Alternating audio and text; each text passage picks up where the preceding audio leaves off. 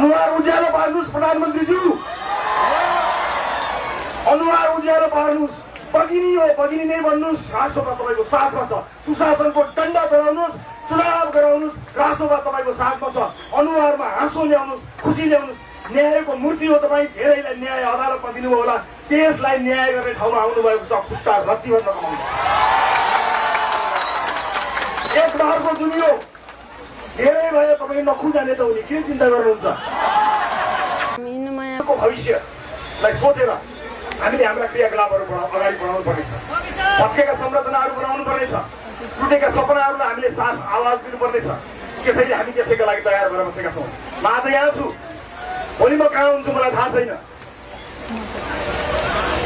पुरानाले दुःख दिए, आशा छ नयाँहरूले दुःख दिने छैनन्।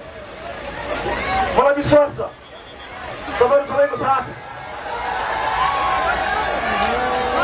मलाई के विश्वास छ भने तपाईँहरूको सबैको साथ, माया र विश्वासका साथ हामी यो मुलुकलाई नयाँ नेतृत्वमा लिएर जानेछौँ। आगामी चुनाव तपाईँ हाम्रो भविष्यका लागि अत्यन्त महत्त्वपूर्ण चुनाव हो। त्यसकारणले सरकारलाई सुशासनको डन्डा चलाउँदै समयमा निर्वाचन गर्नको निमित्त हाम्रो साथ रहेको कुरा म 24 कोटिबाट बताउन चाहन्छु। म लघु कारागारको जेलमा बसेर कहिलेकाहीँ टेलिभिजन हेर्थेँ। मैले आज पनि प्रधानमन्त्रीको जीको अनुहार अँध्यारो देखेको छु। अनुहार उज्यालो पार्नुहोस् प्रधानमन्त्रीज्यू, अनुहार उज्यालो पार्नुहोस्। भगिनी हो भगिनी नै भन्नुहोस्, रासोपा तपाईँको साथमा छ। सुशासनको डन्डा चलाउनुहोस्, चुनाव गराउनुहोस्, रासोपा तपाईँको साथमा छ। अनुहारमा हाँसो ल्याउनुहोस्, खुसी ल्याउनुहोस्। न्यायको मूर्ति हो तपाईँ, धेरैलाई न्याय अदालतमा दिनुभयो होला, देशलाई न्याय गर्ने ठाउँमा आउनुभएको छ। खुट्टा रत्तीभन्दा कमाउनु एक बारको दुनियो धेरै भयो। तपाईँ नखुजाने त हुने, के चिन्ता गर्नुहुन्छ? सिङ्गो देश तपाईँको साथमा छ। इतिहासले तपाईँलाई यो अवसर दिएको छ। नेपाललाई मात्र आमा भन्नेले प्रधानमन्त्रीलाई आमा भनेको छ। सन्तानको स्याहार गर्नुहोस्, सन्तान साथमा छ।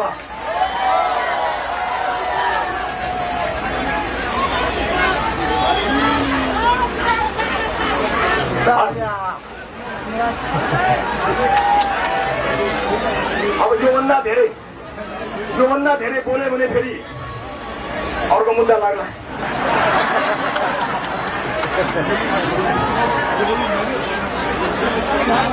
अब म यहाँबाट काठमाडौँ जान्छु। मैले सबैभन्दा पहिला भेट्न चाहेको शहीदका आमाहरूलाई हो। यो शहीदका आमाहरू तपाईँहरू किन चिन्ता गर्नुहुन्छ? तपाईँका छोराछोरीहरूले बलिदानी दिए, हामी जिउँदो छैनौँ र त्यो रगत खेर जान दिँदैनौँ नि हामी। किन चिन्ता गर्नुहुन्छ? मैले कारागारमा जान तपाईँहरूलाई भनेको थिइनँ र? तपाईँलाई समस्या पर्यो भने रवि लामी चाहिँ यही कारागारमा छ, लखुमा छ, आउनुहोस् भनेको थिएँ। आज म आउँछु तपाईँकोमा, तपाईँको घरमा आउँछु। म तपाईँको आँसु पुस्ने कोसिस गर्नेछु। म मात्र होइन, सिङ्गो रासोमा तपाईँसँग आउनेछ। सिङ्गो चितवनको माया पोखेर म आज शहीदका आमाहरूलाई भेट्न जाँदैछु। यो सार्वजनिक मञ्चमा म ती आमाहरूलाई भन्न चाहन्छु, आमा हो, कोख रितिएको होला, केही छोराहरूले बलिदानी दिए होला, सिङ्गो चितवनका छोराछोरी तपाईँको साथमा छन्। तपाईँलाई हामी छोड्दैनौँ, हामी साथमा छौँ। समय लाग्ला, चिन्ता नगर्नुहोस्। तर यो देशमा सुशासन ल्याउनको निमित्त स्कुल ड्रेसमा संसद अगाडि ढलेको तपाईँको छोरो त्यहाँ ढल्यो होला, तर हामी ढल्न दिँदैनौँ। उसको शरीर ढल्यो, तर उसले बोकेर आएको सपनालाई हामी ढल्न दिँदैनौँ, मर्न दिँदैनौँ। यो शहीदका आमाहरू आँसु पुछ, छाती डढो पार, मुटु डढो पार, नडराउ, शिर खाडो पार। एउटा छोरो ढल्यो होला, लाखौँ छोराहरू देशभरि छन्, नडराउ।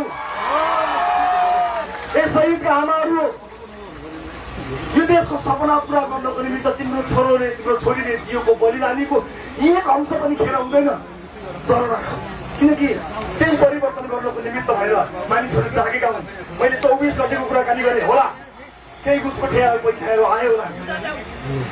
अघिल्लो दिन ताकी गोली खाएर थालेका मानिसहरूलाई देखेर आक्रोशित जनताले घरबाट विद्रोह गरेका हुन्। जनताले गरेको विद्रोह हो, त्यो विद्रोह सामान्य होइन।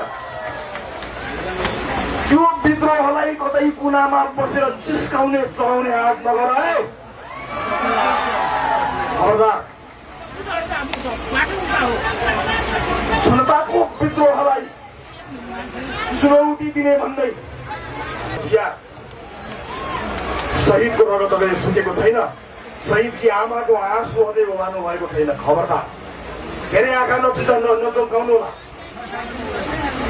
आमाको दाजुभाइ दिदीबहिनीहरू, अब सायद हाम्रो भेट निर्वाचनमा हुन्छ होला।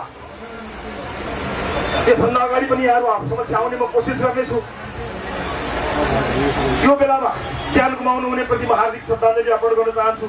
परिवारप्रति मेरो गहिरो संवेदना छ। घाइते साथीहरू, तिमीहरूको शरीरभित्र अहिले पनि गोलीका छर्राहरू छन् होला, चिन्ता नगर्नु।